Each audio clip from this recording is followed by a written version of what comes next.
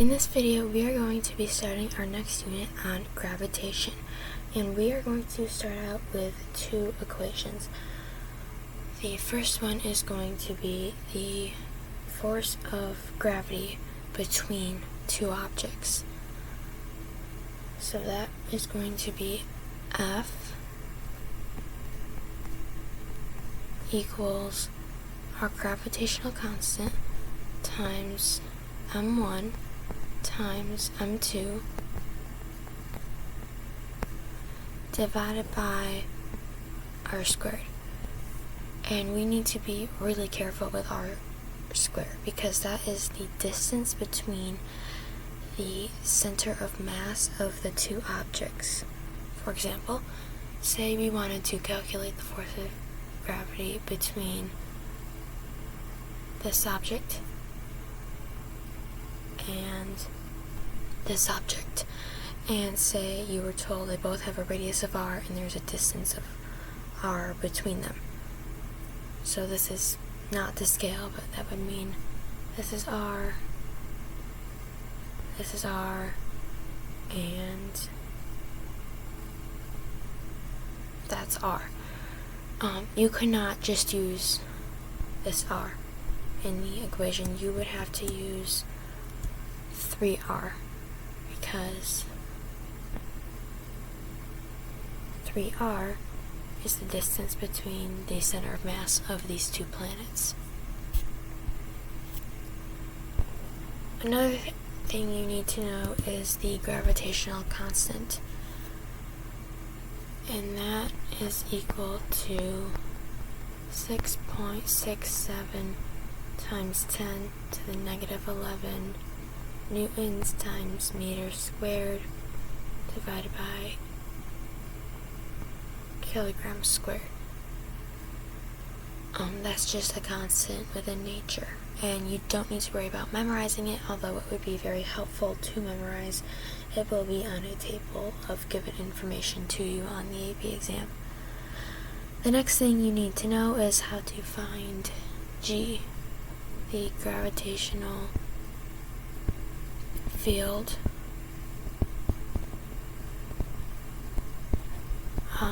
And the gravitational field is just what is the acceleration due to gravity on any object with a mass m. On Earth, we know that's about 9.81 meters per second squared, or as we commonly say, we just round up to 10. So G is equal to, again, that gravitational constant times the mass of our object or our planet divided by its radius squared. So if you had the mass of the Earth and the radius of the Earth, you could actually just plug it into that equation to calculate the acceleration due to gravity on Earth. So now that we're a little bit more familiar with our equations for gravitation, let's just go over a couple of multiple choice questions. So first we have a person who weighs 800 newtons on Earth and then goes to another planet with twice the mass and twice the radius of Earth. And now we want to know about what is that person's weight on this new planet. So we know that weight is equal to mass times gravity. So that person weighs 800 newtons on Earth. We do not know the mass of the person, but we know the gravitational field strength on Earth is about 10 meters per second times the mass of this person.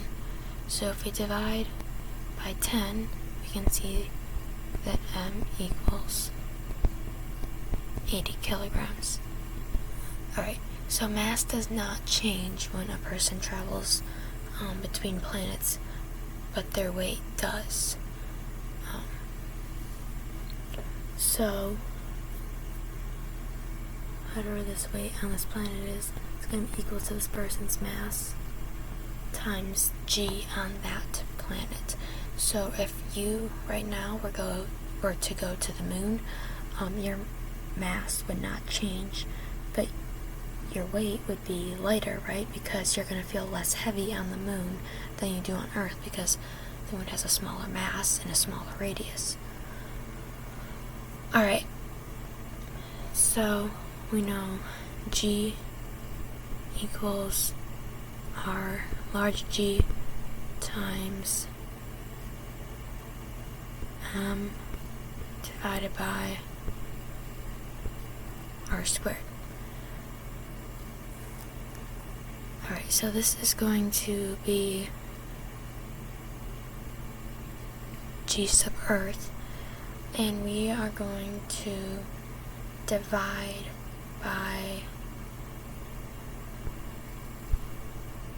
our G of our new planet. So that would be G. Now this planet has twice the mass of Earth, so we're going to put 2me divided by twice the radius of the Earth squared. Alright, so now we are going to have our large G, mass of the Earth, divided by the radius of the Earth squared. And right here, what you have to remember is to put that 2r sub e inside the parentheses, and remember to square that too.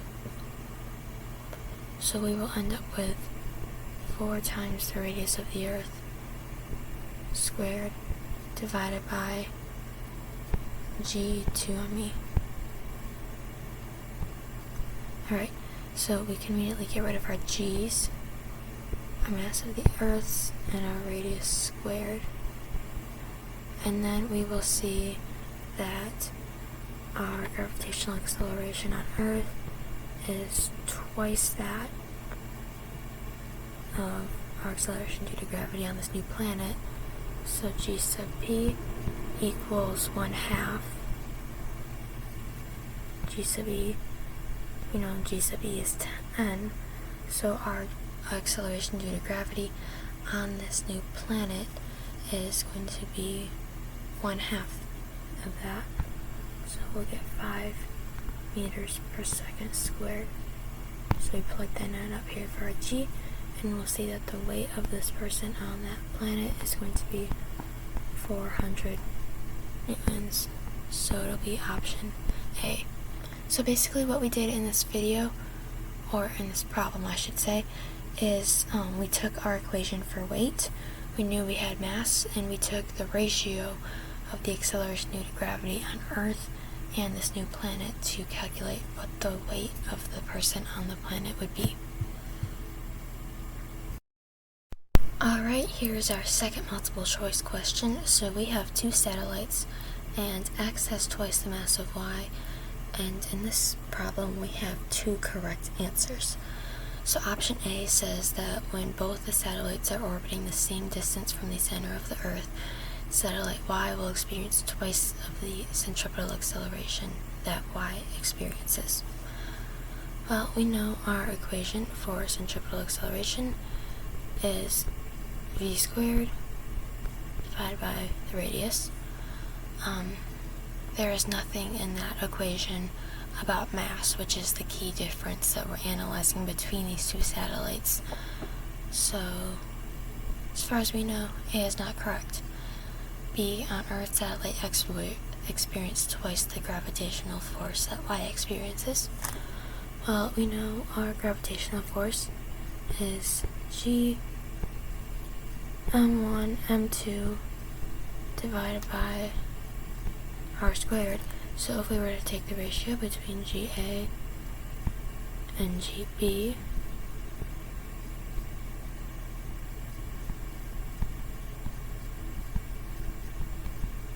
where we're letting m2 be the mass of satellite 2, or satellite Y, we would get that these cancel.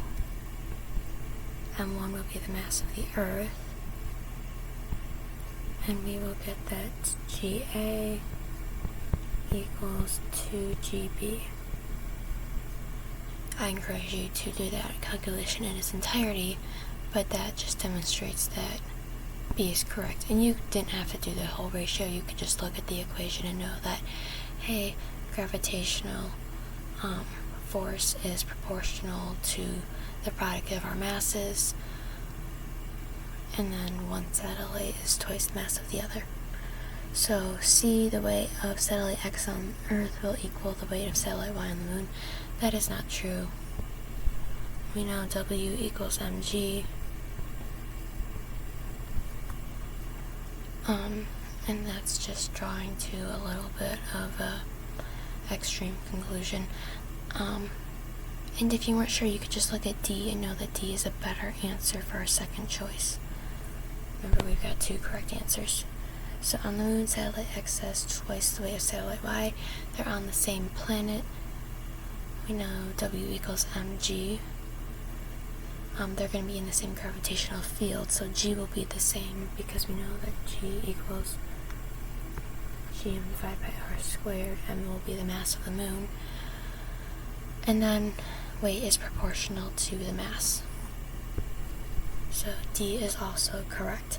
And remember, on the AP exam, there's no partial credit on the questions where two answers are correct. You have to get them both right in order to get the full credit for that question. So we have a planet with a mass 4 times that of Earth, and we want it to have the same gravitational field strength as Earth. So we want to know, in that case, what does the radius of the planet have to be? So we want the ratio of the gravitational field strength at our planet divided by the gravitational field strength at Earth to equal 1. And we know equations for both of these, so we are going to plug them in and set them equal to 1. So G times 4m sub e divided by radius of the Earth squared divided by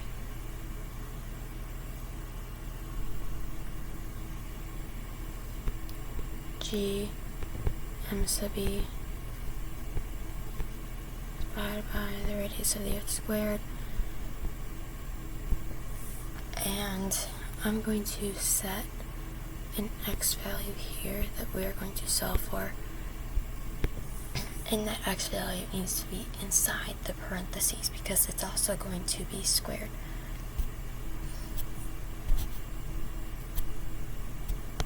Alright, so let's clean this up a little bit. So G times 4me divided by, and I'm just going to distribute the squared within the parentheses, so x squared radius of the Earth squared times radius of the Earth squared over another gm sub e. Alright, so we can get rid of our g's, our m sub e's,